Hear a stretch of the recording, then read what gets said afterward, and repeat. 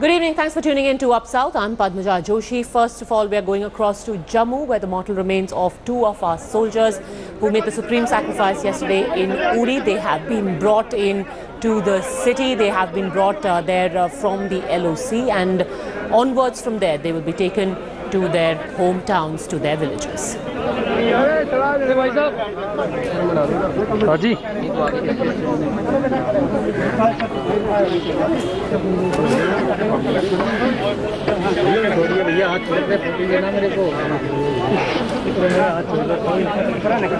Yesterday, 17 soldiers killed in Uri in an early morning terror attack, and one soldier succumbed to the injuries sustained yesterday in Delhi. He had been airlifted, evacuated from Uri, brought to Delhi for better treatment. Unfortunately, he did not survive. A total of 18 soldiers lost their lives in yesterday's terror attack, but India has this time firmed its resolve to make Pakistan pay for what happened yesterday. A huge number, in fact, the worst attack on a defense establishment in the last more than 25 years.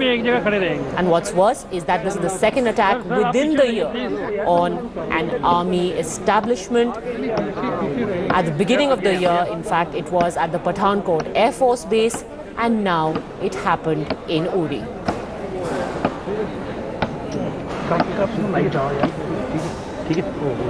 What's interesting is the details that are coming out so far of the terrorists that are known. According to sources, it has become quite clear that these men belong to the Jaish-e-Mohammed. Incidentally, the same outfit which was also behind the planning and the execution of the Pathankot Air Force Base attack. This is the second such attack which has taken place within the year. The men were dressed in camouflage. They were wearing wearing the Indian Army uniform. They were carrying warlike stores with them, which basically meant that they could survive for a long period of time while in combat.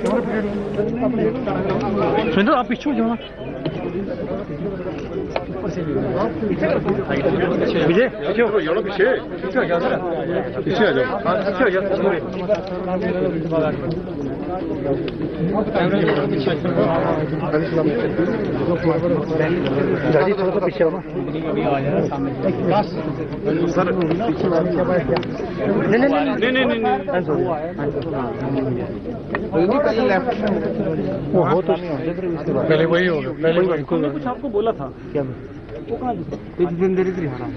आपको बोला हम वहाँ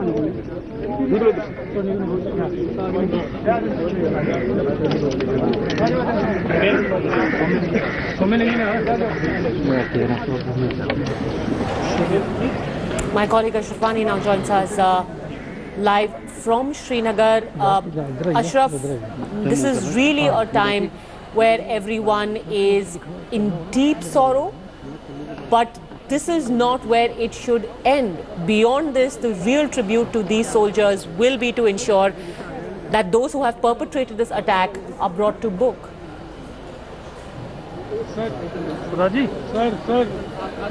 Martyr has reached. This is a family which which has already 3 serving soldiers, including this martyr, in the Indian Army. So you can see, one can easily see the pain in the families where these martyrs are reaching across the country. And basically that is why not only the political establishments but even the army itself now seems that enough is enough and it is a time to react. Now it is now depend on the government of India what kind of measures the government of India is going to take to deal with this ongoing situation in the Jammu and Kashmir state, particularly the rise in the infiltration as well as the terror attacks during the last few months. And now all eyes are on the 22nd when in the UN Assembly these issues will be raised.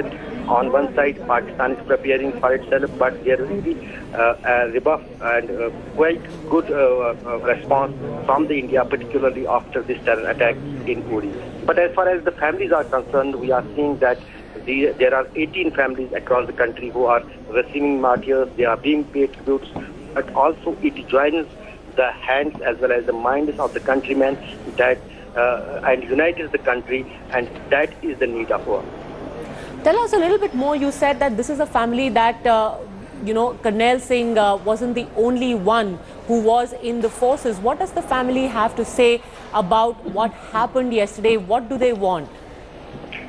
Basically, if we talk of Karnail Singh has already served 23 years in Indian Army. He has participated in many counter-insurgency operations in the valley itself. So it was his bravery. He has been always ahead among his colleagues and among the troops in which he was deployed. But this was the unfortunate incident for the family that he couldn't fight at that occasion. It was such kind of a terror attack where not a single Jawan could counter back to the terrorists.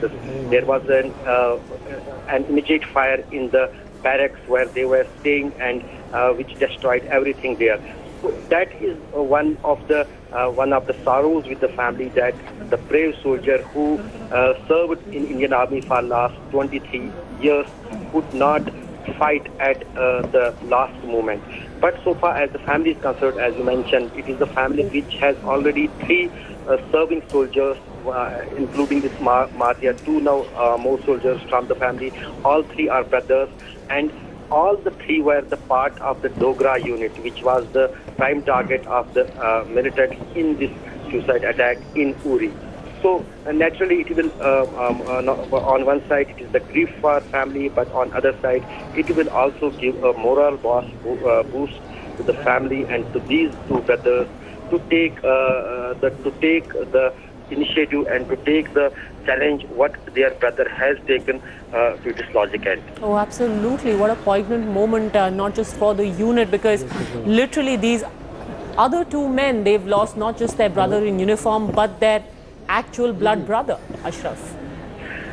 Yes, they are real brothers. They are in blood brothers. That is why that I am saying that it is a time of sorrow for the family, no doubt, on one side. On other side, this will also give a kind of moral boost for the family that they have chosen the path to serve for the nation. One of their brothers has already sacrificed his life for the country, and probably now the other 2 brothers will also take the mission of their brother to its logic, and that is only to safeguard the country, to fight against the terror outfit who are always the enemy of the state as well as of the country. And also the story that comes out from this family, that it is the state of Jammu and Kashmir, and there are people from the state who are safeguarding the interests of the country on the borders, either from Jammu or from Kashmir or from Ladakh.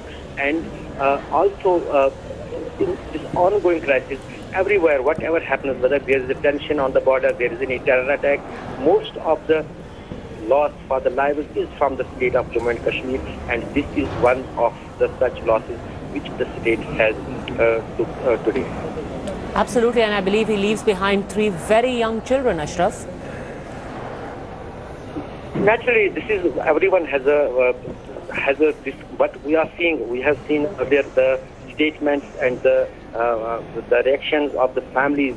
Many of the children from these young martyrs are not only they are so proudful and so proud of their parents that they are sacrificing their life for the country, and that we have seen in the earlier cases when any martyr reaches at home, he has young kids, and there are so many examples where these young kids at this young age come out and also support their parents. They know what it means, the losing of a parent for a child, but despite that, the children which are so courageous and also even understand that what the sacrifice of their parent or their father mean for the country, mean for them, and mean for the society, and how much it should be applauded and appreciated by every countryman. Absolutely, and in fact what's interesting is the response of the Jammu and Kashmir Chief Minister yesterday, who made it quite clear that what happened in Uri was also an attempt to try and vitiate the atmosphere in the valley. Ashraf? Padmuja, basically we have seen for last 30 years since the inception of militancy in the Kashmir Valley, how the people in the state have suffered at large. Whether there is any kind of ceasefire violation on the line of control, the target prime target of the Pakistani shelling or Pakistani firing are the people who live in the border areas. Those are very innocent people, very poor people, village in different mountains, who get the prime target of that ceasefire violations on the line of control. Then if we move to the plains where these terror activities go on, and also we have seen most of the time the innocent people are getting trapped in these terror acts, and they lose lives, they lose property, they lose everything. And also, if there is any kind of tension between the two countries or within the state, that directly affects the population of the state itself. That is why yesterday the Chief Minister of Jammu State, Mahbub Mufti, said that if there is any kind of tension between two countries or any kind of worsening situation between India and Pakistan, the first casualty or first people who will be facing this music will be the people of Jammu and Kashmir state, either on borders or in the towns of the Kashmir. What is the thinking within the establishment in Jammu and Kashmir? Because the centre is now hardening its stance vis-a-vis Pakistan, trying to isolate it diplomatic on an international platform and also take action against the terror camps at least. Of course, this is just leaving the jingoism and the chest beating aside, but the terror camps will be acted against. This is something that the centre is mulling. What is the thinking of the state government on this particular issue, Ashraf? Padmaja, the security of the state is completely in the hands of the central government, because it is the matter of the nation where the country has to take its decision. As far as the state government is concerned, everyone, including the government in Jammu and Kashmir state, want a kind of stability in the state. It wants the society without any kind of violence, whether it is the terrorist violence, whether it is any kind of violence, so that the people of the state can easily, can at least go ahead with their daily livelihood. But as far as the state government is concerned, it is so far with the central government and are helping in each and every way where the center needs the help of state government. But as you are aware, there is some kind of unrest across the Kashmir Valley for 72 days. Many people believe that the way the government of state as well as the central government should deal with the situation, internal situation of the state, that is not being taken it. And that is the chance for these international elements as well as for the terror group to take the advantage of situation. So here the priority of the state government is that first the normalcy should return in the valley. There should be some kinds of initiatives by the central government so that it can adopt its own people in the state and heal their wounds which they are facing for last 72 days, and probably that will make a way for central government as well as for the state government to establish peace in other areas. But it is the reality when there is some kind of unrest in the valley, the advantage of it is being taken by different military groups, either across the LOC or inside. Ashraf, I'm sorry, I'll have to interrupt you here. The final salute being given to the martyrs there.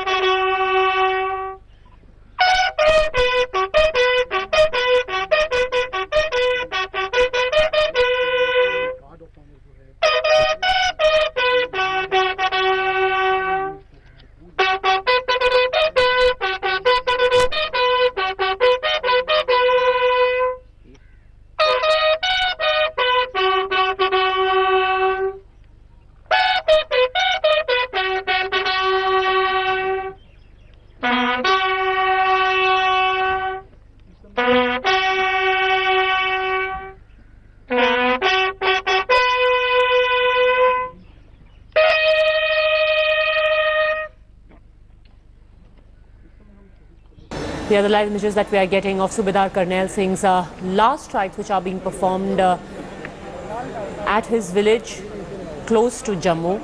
In fact, he is from the Bishna village, where he's been taken for his last rites. General G.D. Bakshi with us on the phone line, and there can be nothing more heartbreaking than these images, General Bakshi. And especially for me, Padmaja, I have seen more of this than I should really have. And I always pray that I don't have to see one more. And yet, it's our braves who keep falling in the line of duty. They don't flinch. They don't flinch from, doing their duty in the face of impossible odds. And it is so heartrending what has happened in Uri. How, so many young lives have been snuffed out. And here is a seasoned JCO of the Dogra regiment, a fighting clan if ever. And I was just, seeing the reaction of some of the relations. And one of the little girls said, "My father is not dead, wo shaheed hue." I think it broke my heart. Something snaps within. And, it hurts. It hurts. And that's why we soldiers are saying that it is about time that we hit back. We hurt the other side. Because it cannot be a litany of, laments on our side. And we cannot give the initiative to the Pakistani ISI to choose when, where and whom to attack, whom to kill. This kind of a surrendering of the initiative is dangerous on the battlefield. It is very unwise on the battlefield. I think the time has now come for us to raise costs for Pakistan, to speak to Rahil Sharif, General Rahil Sharif, in a language that he understands. It's been pointless talking to Nawaz Sharif because unfortunately he counts for nothing. And all that it has led, all the sincere outreach to the Pakistani democratic dispensation has led to this kind of a mockery. Mockery of our peace efforts, mockery of our decency, and what we have paid for is in terms of lives of these salt of the earth braves. And you see, it is their families who continually put up with this. It is their stoicism of the Indian peasant. And they all come from peasant stock. Salt of the earth. Sons of the soil.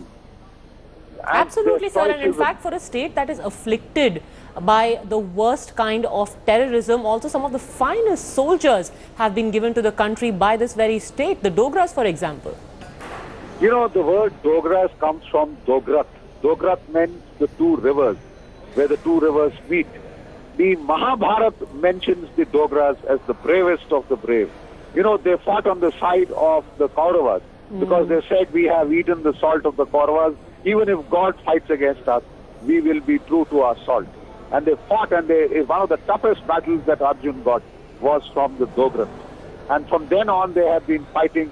And then, of course, you have the tradition of, Maharaja Ranjit Singh, and then Maharaja Gulab Singh, who raised the J&K state forces. And then General Zorawar Singh, who attacked and captured Baltistan, who attacked and captured Skardu, who attacked across into Tibet and went up till the Mansarovar Lake. He defeated a combined Chinese Tibetan force, and he captured the Mansalai flag, which incidentally, Padmaja, is still in my unit, 4th Battalion, the Jammu and Kashmir Rifles. It's there in their officers' mess, a Chinese flag. The only unit to have captured a Chinese flag. This is the stock from which these Dogras come. They are stoic, they are very brave, and the amount of, combat stress that they can handle is amazing. I've had the privilege of commanding these troops. Exactly. And, when I was in Kargil, I had 6 killed, 21 wounded. And in those days, they used to, this was the first clashes in Kargil, and the dead bodies were not sent back. So we had to, the commanding officer had to cremate them, and I used to carry the ashes back to these families. They never cursed me. I expected them to, but they did not. And that's what broke my heart. Absolutely. And sir, even in the case of Subedar Karnail Singh, in fact, he's got two more brothers in his regiment. They are still serving. And my colleague Ashwini Kumar, I want to go across to him. And this is such a time-honored tradition, Ashwini. Even his very name for families in the hinterland, especially to name their sons Kaptan, Karnail, and then to send them in the army? Yeah, this is a Dogra unit, and mostly they are good fighters, and Subedar Karnail Singh was one of the fighters. And he has done an anti-insurgency operation number of times in Jammu and Kashmir, and people are very much annoyed with Pakistan, and they want that India should give the perspective reply to the Pakistani. Okay. And these things, this area, this Samba area, and Kudasasa area, the village is known as a village of generals and colonels, and that is the reason that Jammu people are very good fighters, and most of the people, if they are martyrs, because there was a change of unit, and most of the people, they have already left for Pathankot, and this unit was also going, and but unfortunately they attacked them and they were sleeping, and unfortunate, inhuman, human rights violation by the Pakistanis. But the people want that at least India should teach lesson to Pakistan, and there should be a tit for tat for Pakistan. All right, so there should be a tit for tat. What exactly is that action going to be? Our government and our forces know exactly what to do. They know their job. I think we should just leave it at that. For now, thank you very much, General Bakshi, for having spoken to us. Thanks also to my colleague Ashwini, reporting live from Jammu.